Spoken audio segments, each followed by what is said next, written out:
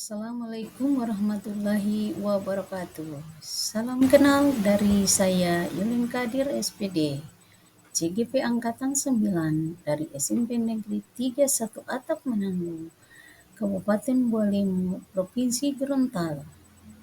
Pada video kali ini saya akan menayangkan aksi nyata modul 1.4 penerapan budaya positif di lingkungan SMP Negeri 31 Atap Manado, yang saya awali dengan rancangan tindakan aksi nyata penerapan budaya positif.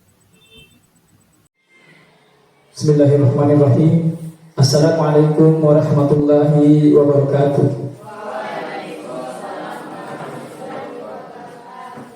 Alhamdulillahirabbil alamin, wassalatu wassalamu ala asrafil anbiya'i wal mursalin sayyidina maulana Muhammadin wa ala alihi wa sahbihi wasallim. Amma ba'du. Bapak Ibu hadirin sekalian, pada pagi hari ini kita akan mengikuti serangkaian acara, yakni diseminasi penerapan budaya positif di sekolah.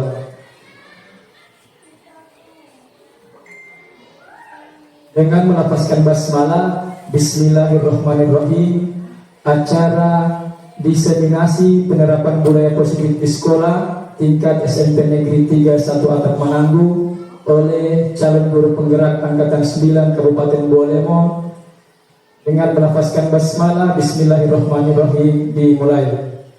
Bapak Ibu sekalian, pada kesempatan kali ini izinkan saya membacakan susunan acara. Yang pertama, pembukaan, kemudian menyanyikan lagu Indonesia Raya, doa sambutan Kepala SMP Negeri 31 Atap Manado, dan materi inti yakni diseminasi, kemudian penutup dan foto bersama.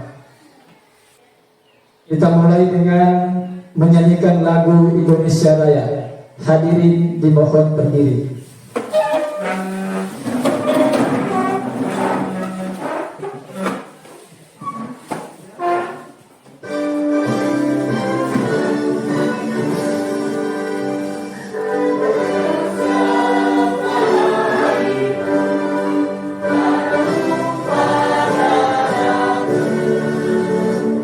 Bapak Ibu hadirin sekalian, selanjutnya kita akan masuk pada acara inti, yakni diseminasi tentang penerapan budaya positif di sekolah.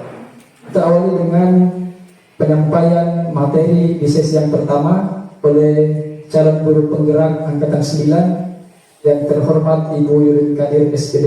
Kepada Ibu kami persilahkan. Baik Bapak dan Ibu, saya ucapkan terima kasih. Assalamualaikum warahmatullahi wabarakatuh.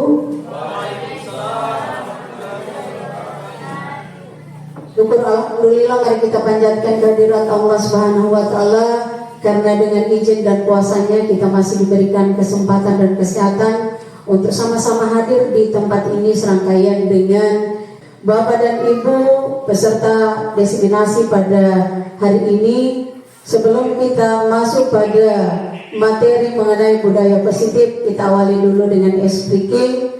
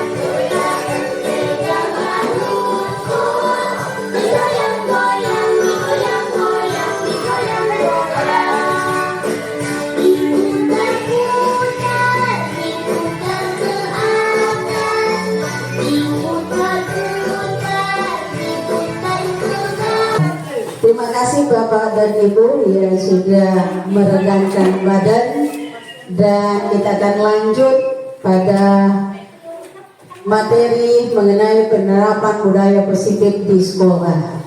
Sebelum kita masuk pada sosialisasi materi budaya positif di sekolah, ini saya awali dulu dengan beberapa pertanyaan pemantik yang bisa Bapak dan Ibu lihat pada slide. Yang pertama, saya ingin bertanya pada Bapak dan Ibu, apa Bapak dan Ibu setuju pada pemberian hukuman pada siswa dapat mendisiplinkan siswa?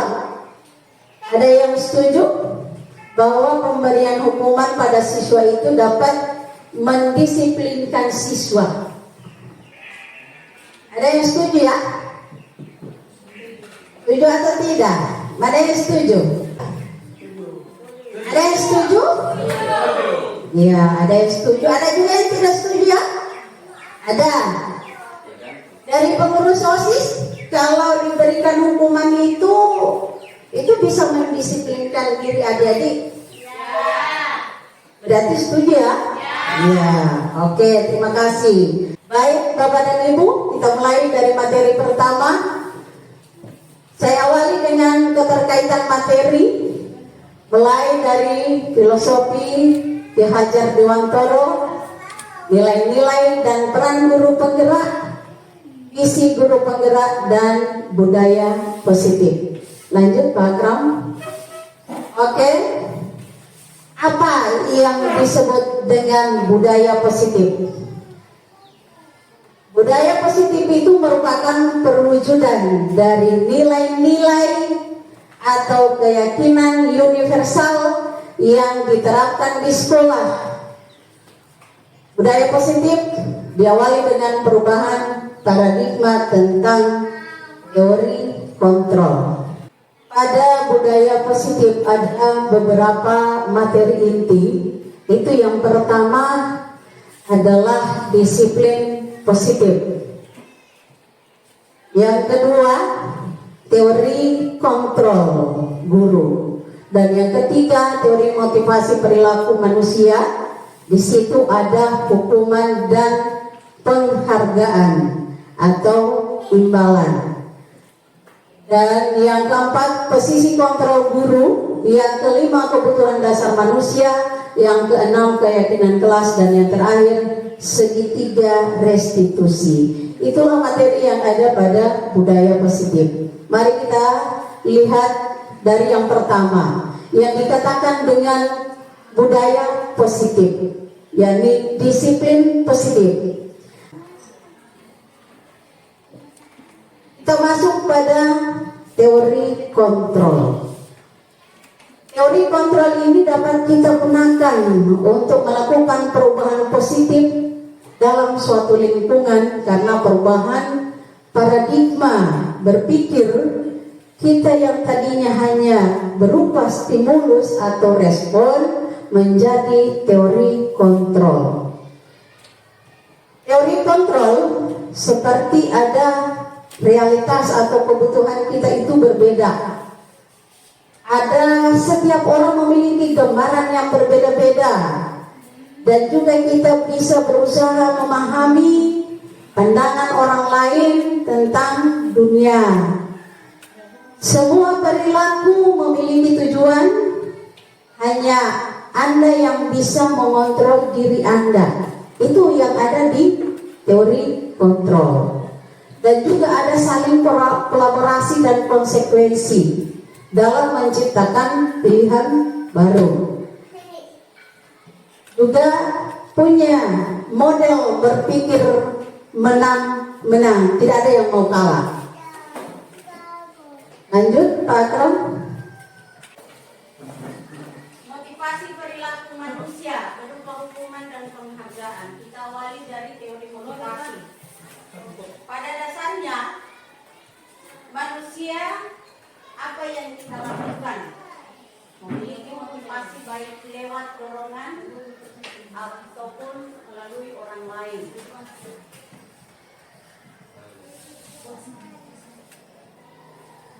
Diego menyatakan ada 3 motivasi motivasi perilaku manusia.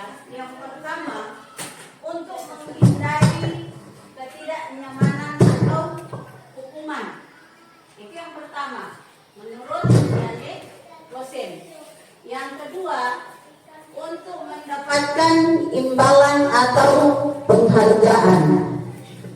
Dan yang ketiga, untuk mencari orang yang mereka inginkan dan dapat menghargai diri sendiri. Itu menurut yang Gosen mengenai 3 motivasi perilaku manusia. Kita mulai dari yang pertama, yakni hukuman.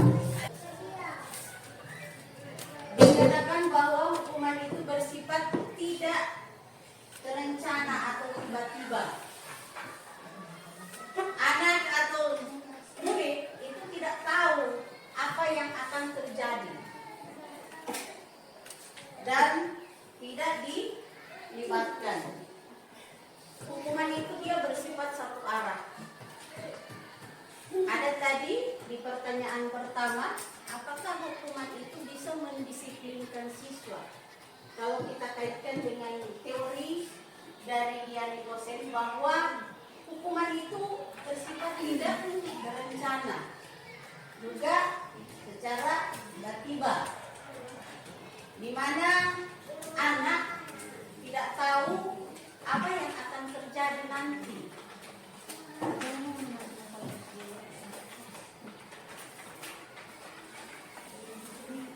Hukuman yang diberikan itu ada yang berupa fisik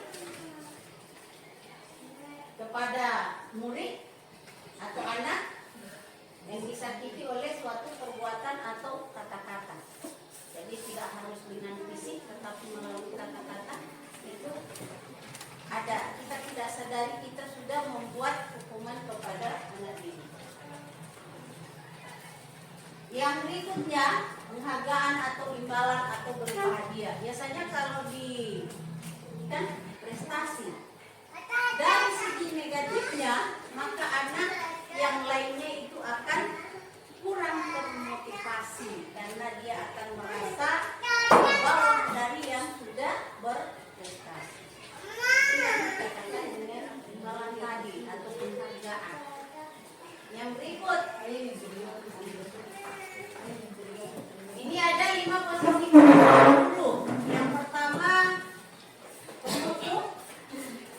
Yang kedua, membuat merasa bersalah. Yang ketiga, teman. Dan yang keempat, pemantau. Yang terakhir itu adalah posisi guru sebagai manajer. Positif. Nah, hubungan baik antara guru dan murid itu biasanya kalau kita berteman dengan siswa, ada kata-kata yang keluar. Ayo bantulah demi ibu ya. Biasanya kalau posisi kita sebagai seorang guru berteman dengan siswa, sering itu keluar, kata-kata itu keluar. Jadi seperti itu posisi kontrol guru sebagai teman. Sekarang posisi guru sebagai pemantau. Memantau berarti sama dengan mengawasi, di mana kita bertanggung jawab atas perilaku orang yang kita awasi. Pada posisi ini berdasarkan peraturan dan konsekuensi.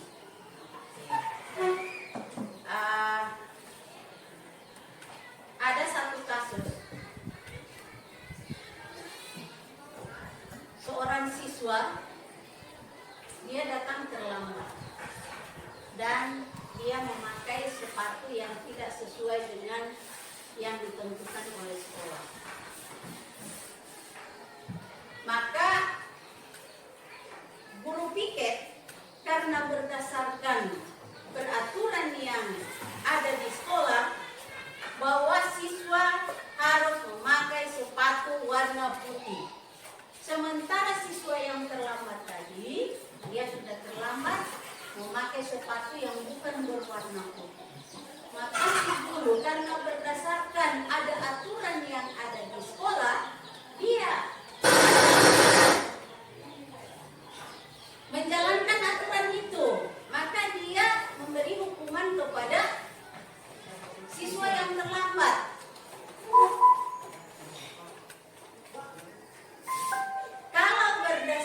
menjalankan peraturan yang ada di sekolah, maka posisi guru, posisi kontrol guru itu yang dikatakan dengan pemantau. Yang berikutnya, dia tidak memakai sepatu yang ditentukan oleh sekolah.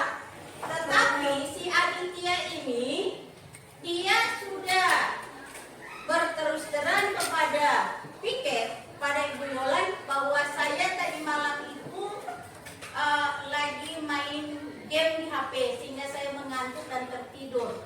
Saya bangunnya agak telat. Jadi ini alasannya sama guru piket, sama Ibu Yolan. Dia sudah berterus terang. Sedangkan jarak rumahnya ini Pak Guru minta, tetap dia harus memakai sepatu yang warna hitam. Sementara kalau saya pulang lagi ke rumah, jarak rumah saya dengan sekolah itu jauh. Iya kan? Jauh. Dia sudah mengaku. Kenapa dia bisa terlambat? Karena dia semalaman mengantuk main game di HP. Mengakibatkan dia bisa terlambat bangun dan terlambat datang di sekolah. Karena dia sudah buru-buru datang di sekolah, dia tidak melihat lagi sepatu yang dipakainya. Itu lagi sudah menyalahi aturan. Nah, si guru piket ini dia ngotot. Rupanya kau harus pakai sepatu hitam. Bagaimana caranya bisa mendapatkan sepatu hitam? Entah mau pulang di rumah atau mau antar orang di rumah, bisa pakai sepatu hitam. Anak ini sudah katakan, jauh Bu, tidak ada yang antar sepatu saya ke sekolah. Kalau begitu, keluarkan sepatu itu seharian kau tidak bisa pakai sepatu. Sehingga si anak ini juga mengalah.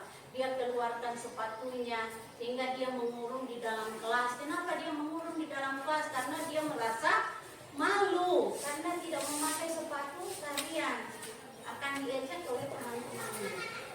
Nah, perasaan apa yang akan timbul dari hati Bapak dan Ibu dengan kejadian yang dilakukan oleh seorang siswa? Dia sudah berterus terang, terlambat. Penyebab terlambatnya karena dia mengantuk, karena dia buru-buru tidak memakai lagi sepatu sesuai aturan yang diterapkan oleh sekolah. Dia sudah mengakui kesalahannya, tetapi si Pak Guru ini, si guru piket ini, dia ngotot untuk tetap menjalankan peraturan. Nah, pada posisi kita sebagai pemantau, apa yang timbul di hati Bapak dan Ibu? Karena ini semuanya adalah guru. Mungkin ada ya. Ini nanti sebentar kalau ada yang akan bertanya, yang akan menanggapi, nanti sebentar kita akan bahas bersama. Saya melanjutkan dulu materinya. Lanjut. Untuk materi selanjutnya masuk pada keyakinan kelas. Itu akan dibawakan oleh CGP Bapak Akram Talibani. Baik Bapak Ibu, demikianlah penyampaian materi oleh Ibu Kepala Sekolah dalam hal ini sebagai CGP di SMP Negeri 3 1 Atap Menanggu. Kita beri aplaus untuk beliau.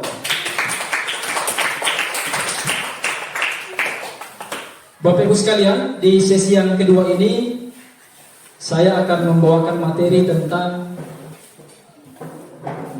5 kebutuhan dasar manusia, kemudian disiplin atau keyakinan kelas, dan yang ketiga adalah segitiga restitusi. Nanti bagaimana kebutuhan dasar manusia, kemudian restitusi, keyakinan kelas akan kita bahas nanti. Namun saya akan menyampaikan materi yang pertama tentang kebutuhan dasar manusia. Nah, mungkin dari kalimat ini Bapak Ibu sudah ada gambaran apa kira-kira itu kebutuhan dasar manusia. Dan saya yakin kita semua pasti tahu kebutuhan kita, ya. Baik, di sini kebutuhan dasar manusia adalah segala sesuatu yang kita lakukan untuk mendapatkan apa yang kita inginkan. Seluruh tindakan yang kita lakukan memiliki tujuan tertentu, dan semua usaha terbaik yang kita kerjakan adalah dalam rangka agar kebutuhan dasar kita dapat terpenuhi dengan baik. Jadi Bapak Ibu, kalau salah satu kebutuhan manusia tidak terpenuhi, maka akan ada kecenderungan terjadi masalah. Ya, jadi kebutuhan dasar manusia itu ada 5, ya. Yang pertama, kebutuhan bertahan hidup, ya, atau survive. Kebutuhan bertahan hidup. Oke. Kita lanjut ya. Kemudian yang kedua, Masih ada keyakinan kelas. Adalah yang dikatakan tadi, peraturan itu sama dengan kesepakatan. Nah sekarang masih mau dibentuk lagi kesepakatan kelas. Berarti ada perbedaan ya? Iya. Nah, sebelum kita membentuk keyakinan kelas atau kesepakatan kelas, Ibu jelaskan lebih awal yang mana yang dikatakan dengan keyakinan kelas. Yang dimaksud dengan keyakinan kelas itu adalah sebuah nilai kebajikan yang universal, yang disepakati secara tersirat dan tersurat. Lepas dari adanya latar belakang, ada antar negara, antar suku, antar bahasa maupun agama. Itu yang disebut dengan keyakinan kelas. Juga keyakinan kelas itu dibuat bersama-sama dengan seluruh siswa yang ada di dalam kelas itu sendiri, yang mempunyai nilai kebajikan yang dapat dipercaya. Keyakinan kelas juga adalah salah satu disiplin positif yang dapat diterapkan dalam membangun budaya positif ada di sekolah dan dapat mewujudkan tujuan pendidikan yang berorientasi pada profil pelajar Pancasila. Dengar itu profil pelajar Pancasila? Ada yang tahu dia punya lagu? Ada yang tahu ya? Bahkan dia punya senam, ada yang sudah kuasai itu. Senam profil pelajar Pancasila. Oke, kesepakatan kelas disusun dan dikembangkan bersama-sama antara guru dan murid. Kesepakatan kelas ini yang menuntun nilai-nilai positif akan berujung pada keyakinan kelas, di mana keyakinan kelas merupakan kesepakatan kelas yang diyakini bersama oleh guru dan murid selama proses pembelajaran. Itu yang disebut dengan kesepakatan kelas yang wujudnya ke keyakinan kelas. Mengapa harus ada keyakinan kelas? Kenapa tidak buat saja peraturan? Kita mengacu pada peraturan. Biasanya ada itu dibuat dalam dokumen 1, sudah ada peraturan-peraturan yang harus dipatuhi oleh siswa. Di antaranya itu yang merupakan peraturan datang tepat waktu, memakai pakaian yang rapi, harus mengikuti kegiatan pembelajaran, tidak bisa selalu absen di dalam kegiatan pembelajaran. Itu peraturan yang sudah dibuat oleh kepala sekolah, oleh guru, yang akan dilaksanakan oleh seluruh siswa. Kalau keyakinan kelas ini adalah suatu keyakinan akan lebih memotivasi seseorang dari dalam dan juga dapat memotivasi secara intrinsik.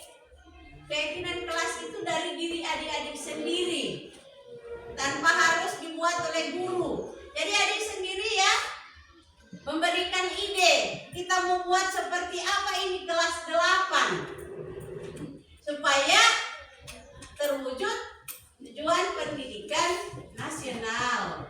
Jadi itu perlunya dibentuk keyakinan kelas.